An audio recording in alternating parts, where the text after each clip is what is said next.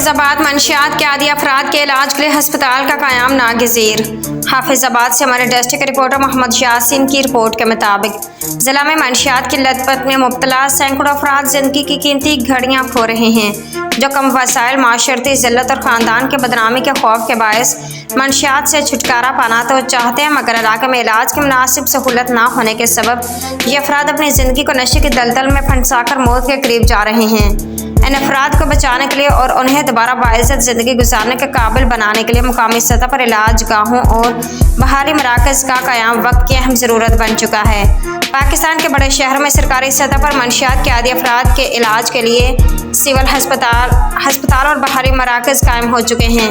نجی شعبہ بھی اس میدان میں کام کر رہا ہے اور علاج کے حوصلہ افزا نتائج سامنے آئے ہیں۔ کسی ایک منشیات کے عادی شخص کے علاج سے نہ صرف اس کی زندگی بچائی جا سکتی ہے، بلکہ اس کے خاندان کے مشکلات اور تکلیف کا بھی خاتمہ ممکن ہے۔ منشیات کے عادی افراد کے علاج اور زندگی کی طرف واپس لانے کے لیے ایسے ہسپتالوں کا قیام ضروری ہے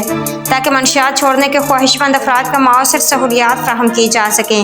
اس سے نہ صرف ان کی زندگی میں تبدیلی آئے گی بلکہ معاشرے کے دیگر افراد میں بھی مثبت پیغام پہنچے گا اور انہیں منشیات کی لعنت سے دور رہنے کا جذبہ ملے گا۔